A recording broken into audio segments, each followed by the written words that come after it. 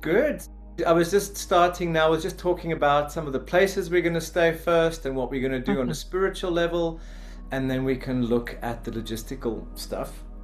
We're going to be starting in Orvieto. We've got the kind of so-called official route, which may be historically based places or which, for the sake of convenience, as they've reconstructed the Via Francigena over the last 20 years, because of the popularity of the Camino de Santiago over the last 30 or so years, that kind of inspired the Italian Francigena groups to create a pilgrimage. So it's not that the Francigena route is not authentic, it's just that a lot of the route it's kind of a bit windy because they've figured out a route that takes you off the main roads, which of course is very nice. It's wonderful to be off the main roads because obviously historically the pilgrims roads then became, the roads of, let's say, the carts, and the carts into the cities, and then they became the highways. So the Francigenas kind of winds around the original road, not too much of a deviation, and that's not really the point, but there are sort of certain official towns and certain official so-called steps or tapas, which is actually arbitrary. So certain steps are 20 kilometers, others are 35 kilometers, and so forth. So that's one of the first things I learned, is we really don't need to follow the steps. So we'll be starting in Orvieto, which is off the sort of official pilgrimage route, but there are a lot of people that walk from Orvieto. And Orvieto is a really interesting city. It's one of the originally Etruscan cities. Let's not forget, you've kind of got Rome in the middle. Then to the north of Rome was the Etruscan Empire, and a lot of Rome's religion, a lot of Rome's architectural forms like the arch, etc. The civilizational base of Rome is on the one hand Etruscan, and then obviously on the other hand Greek, given the fact that Greek cities were south of Rome. So you had Naples, that was Greek speaking up until I think the 5th century AD at least. So that Greek influence came from the south, as well as these other mysterious civilizations that were around Rome. Maybe it's the Latini people. So the walk that we'll be doing is the northern part from Rome, that's the Etruscan part. And one of the reasons why I chose to start in Orvieto, there's two good reasons to start from Orvieto. Number one is there's a train station from Rome, direct train, so that makes life a whole lot easier. And then the other main reason is the fact that Orvieto was built on this very interesting rocky hill, huge rocky hill, but there are a lot of Etruscan caves and constructions dug into this hill. And the Etruscan religion, even though we don't know very much about it, was very much based in the underworld, very much based in the connection to Mother Earth through the caves and so forth. And Orvieto was also thought to be the sort of spiritual capital of the Etruscans, the Fanum Vultumnae, which means the sort of the grove of Vultumnus, who was a very interesting Etruscan and Roman god, the god of change, the god of transformation, who morphs from one thing into another. So that Fanum Vultumnae is a very interesting symbolic place to start. And then we go from there to Bolsena, which was also a very important Etruscan city, and that's on Lake Bolsena, which was also, it's a very beautiful lake, a very beautiful city, and there's also some really interesting churches also built into caves there. And I just feel that whenever we find these churches that are built on top of caves, usually there were miracles that happened in those caves. There's very powerful earth energy in those cave churches. So that's just also a very powerful place for the walk. And then from there we go to one of the big cities along the way, is Viterbo, which is I think 2 or 3 days after the start. It's a very big city. It was actually a papal city for a while. The popes of Rome were based there for a while. So a lot of really amazing architecture there. It's, a lot of beautiful restaurants and so forth. So Viterbo is also a lot of fun. And then from there, after Viterbo, the towns get a little bit smaller until we obviously get to Rome. So the basic idea of the program is we'll all sort of meet in Orvieto on the 24th of July, and then the next day, the 25th, we will spend the whole day in Orvieto. We'll go to some of the caves. We'll start our processing journey. We'll start talking about the mythology, and we'll start connecting with the land there. And then on the 26th, we'll start walking, and our first night will be in Bolsena. And the first few days, it's something like 18 to 20 kilometers a day. So as I have mentioned before, on the Roman Via Francigena, there's no taxis, there's no Ubers, there's nothing. There's really nothing. And I really don't get how that works, because you've got Rome, one of the biggest cities in Europe, a few 100 kilometers away, and there's just nothing there. So, to combat that problem, we are going to have a car available. So we will have someone driving for backup, maybe to carry some excess baggage. That doesn't mean you can bring 2 bags and then stick one in the car every day. We do want to make it, it kind of should be a walking pilgrimage, but if there are a few excess things, we can try and stick some of those in the car. I obviously did do the walk very much in the spirit of the pilgrim, discovering things last year, and I very soon discovered my bag was very heavy. It was way too heavy, but I had no option. I just had to carry it. So anyway, I managed, and it was beautiful. It was a beautiful part of the process. But the thing is, and that's something we just need to bear in mind, thing is, believe it or not, there's kind of no towns along the way every day as we walk, and there's kind of no restaurants, and there's no cafes. So we have to, I wouldn't say carry all the water for the day, but we definitely have to carry most of the water for the day, which is about 2 liters. And then we also have to carry snacks and so forth for the road. Look, that said, obviously, by lunchtime we'll reach, the city or town where we're staying.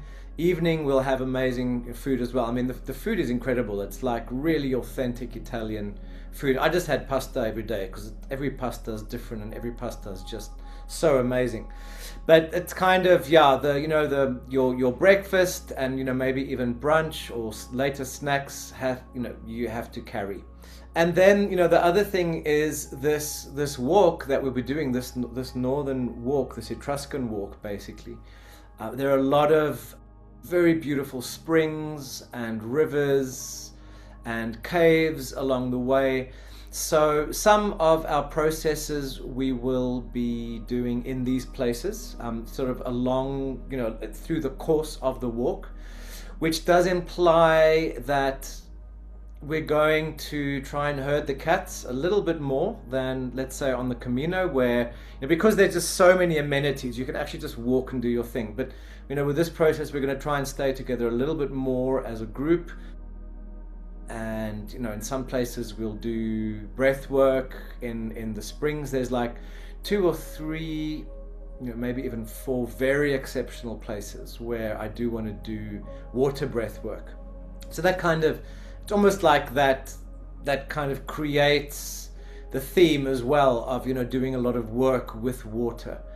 And I mean, let's not forget that, for the ancients, the springs, the natural springs, the waters were sacred. And, not only, let's say cleansing, but they were also very much about connecting to the waters of abundance, the waters of fertility, the waters of the goddess. So on the second last day of walking, just outside Rome, just on the other side of the river, I think it's the Tiber, but it's an important river, there is the Etruscan ruined city of Veii, and that was actually Rome's rival for a very long time, during the times of the Republic, and then the Romans, of course, conquered them. But there's this huge archaeological park, Veii, which is exceptional. And not so much, the buildings aren't very well preserved, but there's just these caves everywhere and these necropoli everywhere. And most importantly, this is where we're going to kind of do one of our most important processes. There's this incredible temple, this incredible sort of water temple just outside of Veii, which certainly would have fed or provided water for the city of Veii. But it was also a temple. There's lots of niches there. They've kind of carved this tunnel through the mountain. The water coming out of the earth is sparkling water, so it just kind of very subtly bubbles out, in this cave temple space. So we're going to do a very powerful, very deep breathwork process there, but also just offerings and deep work with that spirit of that spring. And then that's just before Rome, so it's kind of a really good energy. There's incredible gorges there. I mean, there's places that I didn't even explore just because of lack of time, but it's an incredibly mystical place. So we'll see how we figure that out, but I definitely want to spend a lot of time there. And then we'll get to Rome on about the 4th. Get to the Vatican, we'll do the whole, Camino thing of, going to the Vatican, and obviously arriving in the Vatican. I mean, it's just an incredible experience. And, we walk into Rome from the north. It's a very different feel to Rome. It's a very different access to Rome. Usually people come from the airport from the south. Then we'll arrive in the Vatican on the 4th. Then the 5th we'll spend in Rome as a group as well. We'll go to various different sacred places. I want to try and focus on some of the ancient temples which are preserved as churches still. So there are quite a few of those, and they've really got incredible energy. And then we'll see, maybe we go to the Forum, or maybe we go to the Palatine, or other places. There's some lovely places along the Tiber River as well that we can do stuff. So then we'll close that process on the 5th in the morning of the 6th, and then on the 6th of August you can be on your way, or obviously stay in Rome. So that's the basic outline of the walking itinerary. I will send you a document of the towns we'll be sleeping in. And generally speaking, we'll be walking between 16 and 20 kilometers a day. And there are a few days that we walk like 7 or 8 kilometers, just, to give a bit of a break. And, in some of the towns that are particularly interesting, I thought it's a good idea that we rather spend time in the town rather than on the road. One of those towns is Sutri, which is also sort of Etruscan, Roman, many layers, many different archaeological ruins all over the place. So it's just very interesting. So, the basic idea spiritually, thematically, that I want to work with is that energy of the caves, of Mother Earth, the energy of the water, of the springs, of course, the power of the mountains, the gorges. So, it's very much about working with the elements. We will have an archetypal aspect to that, and we'll have a little bit of a nature religion theme, maybe based in snippets of the Etruscan way or some of the Roman Greek pagan way. But the main focus is on just really connecting to nature, connecting to our bodies, which is our bridge from the earth. We are the bridge then taking us into the heavens and into the divine. And pilgrimage, the walking aspect of pilgrimage, of course, is one thing, but then the other extremely powerful aspect, of course, is that we are going to these sacred sites, these sacred springs, these sacred caves, mountains, and then Rome itself, which is, a sacred construction. I do believe that beneath Rome, or from the surrounding land of Rome, there were energies that that kind of came to be focused in that city of Rome. And then, of course, as they built the temples and then the churches, the spires, the obelisks, all that intention that went into Rome just makes it an incredible place, just an incredibly powerful spiritual energy. Regardless of what your spirituality is, it's just that energy is there. And I really do think Rome is kind of hands down the most beautiful city, certainly in Europe. I mean, it's just layer upon layer upon layer of history and beauty, and everything is beautiful. Everywhere you look, there is beauty. So that's how we'll sort of work with that spiritual aspect of the Camino. You know, the walking in itself is profoundly spiritual, not only because it reconnects us to a very primal expression of ourselves, taking us kind of back in a way to when we were nomads, taking us back to that primal memory of being nomads. But beyond that, you know, then we've also got the archetype of the fool in the tarot, or of the pilgrim, which is the wanderer, the hero embarking on the journey, you know, going into the unknown in order to discover what needs to be discovered.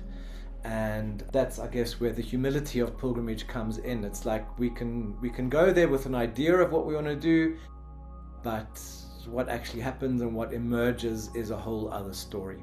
So that's the spiritual theme we'll work with. Then, of course, we can talk a little bit about the logistics now. My suggestion for those of you flying into Rome, probably the best thing to do would be to go to Rome and then to leave all your excess baggage in Rome. So there are a lot of lockers in Rome. I used those lockers when I did the pilgrimage, because I actually walked kind of 10 days into Rome. I spent 2 nights in Rome, and then I walked 10 days out of Rome. So each one of those 10-day legs, I had my excess baggage in lockers in central Rome. So my suggestion for you as you come in to Rome is that, you know, obviously arrive at the airport, go and check your bags into a locker, and then once you've dropped off your excess baggage, just take only what you'll be taking on the walk, and you really should try and keep that to below 15 kilograms. And then from there take the train from the Rome Central Station, the Termini. There are direct trains that go to Orvieto, and then from, you know, Orvieto, that's where we'll meet, and then, you know, we'll spend, you know, 2 nights in Orvieto, and then from there we'll start walking. So, you know, given that the infrastructure in Italy is completely different to the Camino in Spain, my suggestion is that you book your accommodation ahead of time. Again, obviously, once I've got all my places booked, and I'm working on that, what I'm doing is kind of booking slightly bigger apartments in the different towns, so that, well, first of all, some people could stay there. Second of all, that we have a group kind of base, you know, where we can either do breath work or do sharing. You know, obviously there are places around the cities that we can do the sharing and so forth as well, but Italian cities are very different to Spanish cities. You know, the Spanish cities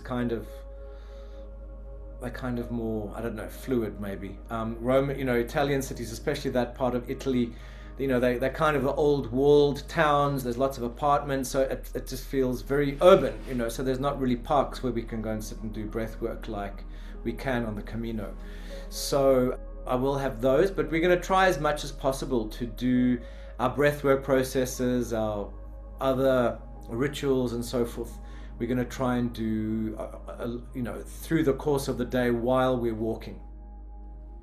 So my suggestion is that you do book your accommodation ahead of time. And of course, you know, once we've got the group firmed up, you know, there are actually quite a few, you know, like 2-bedroom apartments that one can find. So those you can book and maybe share with someone else. There are hotels in certain towns along the way. Not all towns have hotels, but they've either got, you know, Airbnbs, or they've got apartments that are rented out. There are also pilgrims' refuges. It's especially in the bigger towns like Viterbo, Montefiascone, and so forth. There are those facilities, but they're quite basic. That said, I mean, when I did the pilgrimage, I literally saw 3 pilgrims the course of the whole 3 weeks that I did. So there's, the pilgrims aren't going to be bashing down the refuge doors. So you should be able to. Some of them even do take bookings a few days ahead of time. So If if you're on more of a budget, then the refuges are there. They're a little bit less it's a little bit less easy than on the Camino, but certainly it is possible. And I think those are, range from 5 to 20 euros a day. And then apartments or hotels, they kind of range from 30 to 100 euros a day, just obviously depending on where you stay. So it does give a little bit of peace of mind to book those ahead of time if you can. Some of the pilgrims refuges are on booking.com, and if you look at some of the Via Francigena websites, they also give the email addresses and so forth of the refuges, pilgrims refuges. So the basic idea is that you book your own accommodation, and the reason why I do that is you can book according to your budget and where you want to be. The general pattern of the day will be probably starting at 7ish in the morning, walking until sort of 11 or 12, then have lunch in the town where we are supposed to be, have a rest in the afternoon, and then sort of get together late afternoon, and then have dinner together. And again, that's of course having dinner together or lunch together, that's really up to you. There's no obligation there, but usually it is nice just to meet up and do that. Some of the bigger towns, the restaurants are open all the time. In the smaller towns, the restaurants are only open sort of 12 to 2, and then 5 onwards. So that's kind of the basic idea. We'll also, just depending on where we are and how long our walking day is, the processes might be walking another extra kilometer or so to a different site, maybe outside the town. That's interesting if we haven't done other stuff along the way during the walking part of the process. So then that of course brings us to what you need to bring. I had I think it was a 65-liter bag, and that was really ample. I do tend to struggle with traveling light because I've always want to stick in this statue and that pipe and that agua florida. I literally managed on 2 shirts, 1 pair of shorts, underwear, but I did take 2 pairs of shoes. So I had 1 pair of sandals, like those Velcro sandals, and a pair of kind of running sneakers. The ones, nowadays you get the ones with the very thick soles, and they kind of give you a little bit of a lift when you walk. So I really suggest those. I tend not to need ankle support, but some people do need ankle support, so be aware of that. It is hot at that time of the year. The benefit, of course, is if you get breathable or polyfabric, it dries overnight. So I literally had a walking shirt, like a long sleeve, like collared shirt, but one of those breathable ones. I had that for the day, and then I washed it when I had my afternoon shower, and then I had a shirt for the night. And I really got by fine for 3 weeks with just 2 shirts, and I had a sweater, and in case I got cold, but it didn't really get cold. And then a pair of shorts that you can kind of zip up the legs. The stuff that was heavy for me was stuff like the computer that I wanted to carry because I wanted to, film stuff, but you don't have to carry a computer, obviously. And then, 2 pairs of shoes. And then obviously beyond that is making provision for food and snacks. So I took like a little plate, I took a few little Tupperware containers, just that I could put my fruit in there, that the fruit didn't get squashed, and that you can eat out of it. Obviously, it's always a good idea to take one of those plastic spoons and forks for camping, and then a good knife that you can cut up fruit or cut up whatever you need to for your morning snacks. Yeah, those morning snacks are very important, because basically there's no breakfast in the towns because we're going to be starting very early. And again, unlike the Camino de Santiago, the cafes aren't geared for pilgrims. So you have to take care of your own early breakfast and then late morning snacks. And then sort of by the time you get to the town, panting at 1 o'clock, you're ready for your first pasta. And also, obviously, you know, I mean, most of the apartments you stay in have got coffee machines and so forth. But I always, on the Camino, I like to travel with just one of those plastic coffee funnel things that you can just, you know, put the coffee in the top and then it filters through. And that's plastic, it's light. You even get those that are collapsible, and then, you know, carry your coffee and your milk or whatever. The other thing that, of course, is quite heavy along the way is toiletries. You know, if you're going to be staying in pilgrims' refuges, they're not going to provide soap and shampoo and so forth. If you're staying in apartments or hotels, there will be soaps and shampoos. But then, you know, then it's still, you know, toothpaste and that sort of thing, you know, aftershave or perfume. You know, again, it's one of those mysteries of the pilgrimage is, you know, it's so little, but the weight just adds up so quickly. You know, you're traveling so frugally and with so little stuff, but it just adds up. And, you know, after kilometer 10, that bag does become particularly heavy. So yeah, you really need to think well about what you take. But I would say an essential is, unless if you've got shoes that you really know well, an essential is a pair of walking sandals and a pair of sneakers. Just to go into the churches and that, are there issues around wearing shorts and sleeveless? Yeah. So, well, some of them, but, you know, it's always advisable just to have a sarong. They allow you to just, you know, put something over your shoulders. Sometimes they've got things to put over your shoulders. But, you know, you should have an evening outfit as well, you know, even if it's just a very light linen shirt, because your walking shirt's going to be drying because it will have been washed, hopefully. You know, so if you just have a longer sleeve evening shirt, then that helps. So yeah, you know, and obviously along the way we find our way. You know, if you need something for your feet, or if you need, you know, band-aids or plasters, you know, there are obviously pharmacies in most of the towns. You know, the first 3 or 4 towns that we go to along the way are bigger towns, and, you know, that's where you can basically get everything that you need. You know, you can probably count on the fact that you will get blisters, and therefore, you know, it's good to bring those little padded band-aids, you know, that especially I found, especially on my small toes, that's where I got blisters, on the small toes, and also sort of on the, you know, on the sides of the soles. That's also where I got blisters. So, you know, getting those little, you know, those little shaped band-aids that are kind of silicone, that you can just add extra padding to your feet, obviously where your shoes rub against or create pressure. I'm so excited to be doing this. Last year when I went, I kind of went in blind in a way. I just said, okay, I'm just going to do it. That's how I did the first Camino in Spain as well. And, you know, even though I've done many pilgrimages and I know the theory of pilgrimages, this was the first pilgrimage I did alone for myself in about 15 years. You know, that amount of walking, and it's just a miraculous process. You know, the first few days I was like, why am I doing this? Am I really going to do this for the next 3 weeks? And then something happens, and after 3 days you just go into the state.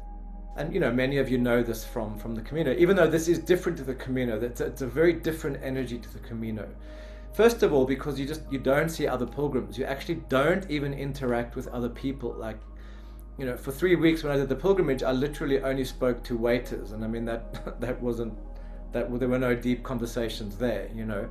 So it's just like a very solitary experience, and you just kind of get up in the morning, walk, do your thing, in the evening enjoy, you know, the sort of beauty. It just creates this incredible magic. And yes, you're tired, and yes, it is strenuous walking, but it just kind of clears that space inwardly and opens the space for the spiritual, just because there are so many of those sacred spaces along the way. You know, with that internal personal space cleared, it opens the way for the spiritual to sort of come in and meet you. And I mean, I can just see such a huge change in my life since I did that pilgrimage. And, you know, again, it's like I knew pilgrimage, shift things, but I didn't pin my hopes on anything. I didn't have specific expectations, but just the quality of how I live and who I am is just so different now since doing that pilgrimage. So it was, really profound experience. And just the energy of Italy, I just think really adds to that energy of ancientness, and that energy of, and especially given the world situation now, that energy of things change, civilizations rise, civilizations fall. So that there is that sense of eternity, or there is that sense of continuation, ongoing energy, and that's kind of very much the energy of the god Voltumnus. And Voltumnus is this god of transformation and change, and it's kind of the energy behind creation. Creation changes, but that energy of Voltumnus stays constant, stays in the forest and the trees and the leaves and the plants. It's that mystical energy that causes things to grow. So I think that's really, perhaps that's what we're learning now at this time and at this phase of civilization and of our lives in general. Good. Well, thank you everyone. Lovely to see you, and Thank you. We'll keep talking. Yeah.